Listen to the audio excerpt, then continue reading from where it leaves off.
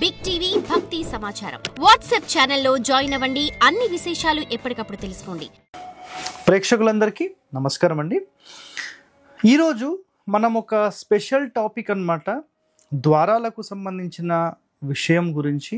అయితే ప్రస్తుతం ఈ కలికాలంలో పాటించే విధి విధానాలు, అసలు ఒక ఇంటి నిర్మాణం చేసే దాంట్లో ఎన్నో లోపాలు ఉన్నాయండి.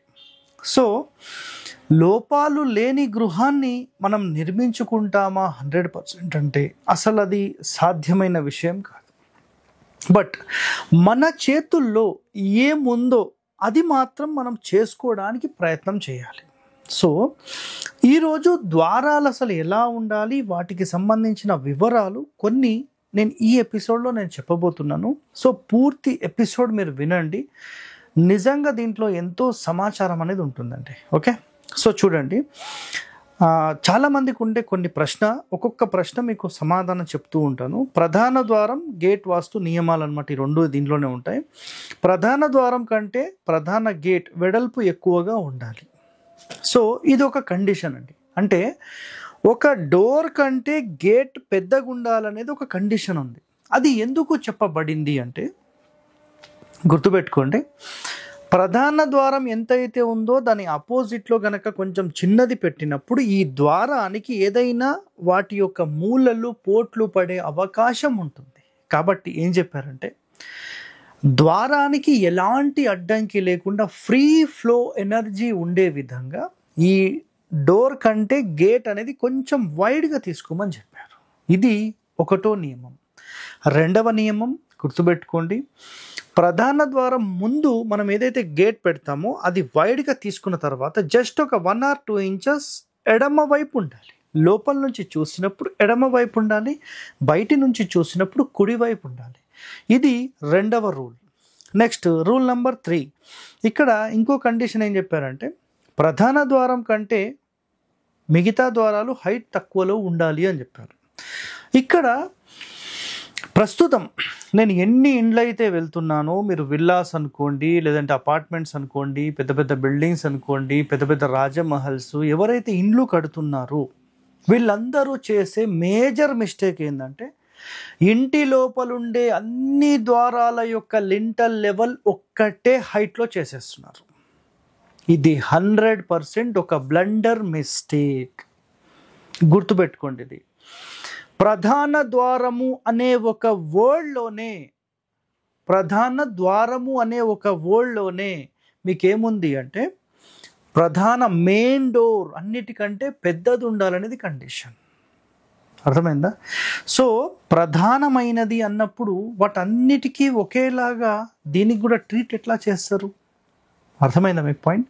సో 100% ఇక్కడ గుర్తుపెట్టుకోండి, ప్రధాన ద్వారం అనేది అన్ని ద్వారాల కంటే మించి ఉండాలి విడ్త్లో అండ్ హైట్లో. అండ్ ఇంకో మాట గుర్తుపెట్టుకోండి, ప్రధాన ద్వారం యొక్క కమ్మీలు అనేవి ఏవైతే ఉంటాయో అవి విడ్త్ ఎక్కువ ఉండాలి, లెంత్లో ఎక్కువ ఉండాలి. అండ్ గడప ఉంటుంది కదండి, అన్ని గడపల కంటే ఈ గడప ఎత్తులో ఉండాలి. అన్నీ సమానంగా ఉంటే అంటే పీట అంటాం దీన్ని. యాక్చువల్గా మెయిన్ డోర్ యొక్క పీట అంటే మీకు ఫ్రేమ్ మొత్తం ఉంటుంది కదా, ఇట్లా ఫ్రేమ్, ఆ ఫ్రేమ్లో కింది భాగం ఉంటుంది. ఆ కింది భాగం అనేది హైట్ ఎక్కువ ఉండాలి. సో మిగతావన్నీ హైట్ తక్కువనే ఉండాలి.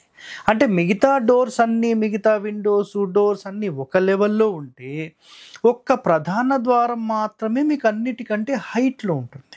సో వీటికి సంబంధించిన నియమాలు మీరు నిజంగా తెలుసుకోవాలని భావిస్తే వాస్తు రఘువీయంలో 138వ పేజ్ నంబర్లో వీటికి సంబంధించిన పూర్తి వివరణ విత్ శ్లోకాలతో సహా ఉంది.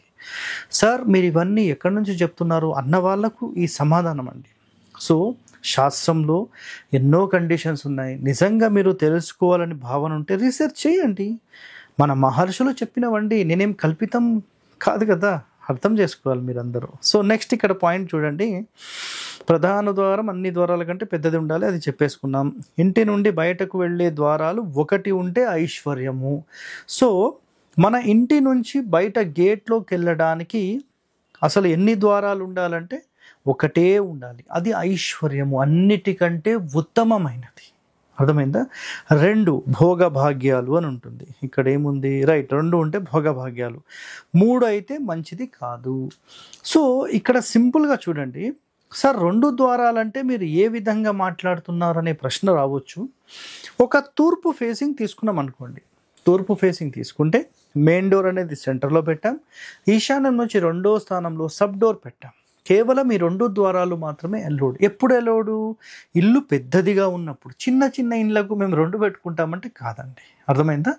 సో ఇక్కడ గుర్తుపెట్టుకోండి, మెయిన్ డోర్ వైపు ఉన్నది ప్రధానమైనది అండ్ సబ్ డోర్స్ అంటే మిగతావన్నీ వస్తాయి. ఈ ఈశాన్యం నుంచి 2వ స్థానం కూడా సబ్ డోరే, మళ్ళీ దానికి కూడా ప్రశ్న రావచ్చు. సో ఎట్టి పరిస్థితుల్లో ఇది ఒక కండిషన్. ప్లస్ సెకండ్ కండిషన్లో కూడా తీసుకుంటే గేట్ అనేది ఇంటి మొత్తం సంబంధించిన ప్రహరీకి ఒక గేట్ మాత్రమే ఉండాలి.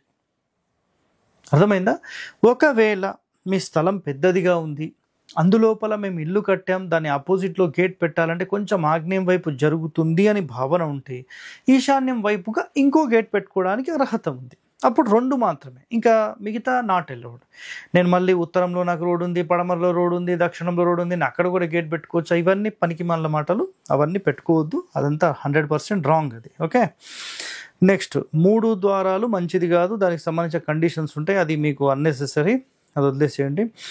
ఇంటికి సంబంధించిన 3 ద్వారాలు పెట్టుకోవచ్చు, దానికి కండిషన్స్ ఉన్నాయి. నిన్న మొన్న ఎపిసోడ్స్లో అది ఆల్రెడీ కవర్ అయిపోయింది. నెక్స్ట్ 4 ద్వారాలు అన్నింటా విజయం. ఇంటికి సంబంధించి 4 వైపుల 4 ద్వారాలు ఉంటే నిజంగా దానికి మించిన ఇల్లే లేదండి. ఓకేనా?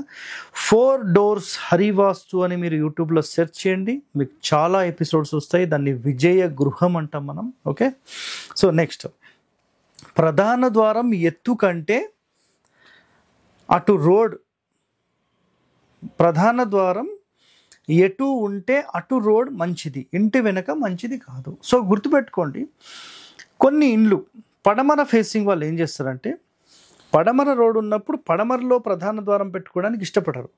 సో సెకండరీ ఆప్షన్ కింద ఉత్తరం పెట్టుకోవచ్చు, నో ఇష్యూ. బట్ ఎట్టి పరిస్థితుల్లో తూర్పులో ప్రధాన ద్వారం పెట్టద్దు. అంటే ఇంటి వెనకాల పెట్టడం, దీనిని ప్రత్యక్షయ అంటారు. మీరు కావాలంటే దీనికి సంబంధించి ప్రత్యక్షయ హరివాస్తు అని వీడియో ఉంది, లేదంటే హీనబాహు ప్రవేశం హరివాస్తు అనే వీడియో ఉంటుంది, అది చూడండి, మీకు రిఫరెన్స్. దాంట్లో వీటికి సంబంధించిన పూర్తి రహస్యాలు ఉన్నాయి.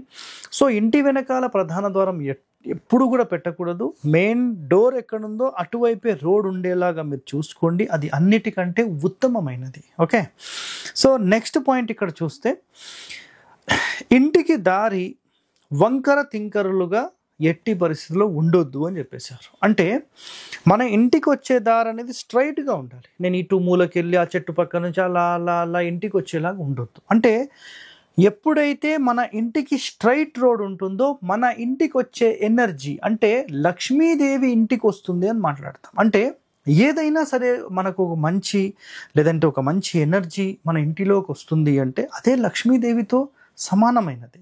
అయితే వీటన్నిటికీ పోల్చి, అంటే పోలిక ఏం చేస్తారంటే లక్ష్మీదేవి అంటారు. అంటే మంచి రావడాన్ని మనం లక్ష్మీదేవి అంటాం అన్నమాట. సో అలాంటి వంకర తింకరలు లేని ఒక మంచి గృహాన్ని మీరు నిర్మించుకుంటే 100% మీరు సక్సెస్లో ఉంటారు. సో మరిన్ని రహస్యాలు పార్ట్ 2 వీడియోలో మనం తెలుసుకుందాం. Stay tune to our channel. Thank you అండి. For more videos like this, subscribe Big TV channel.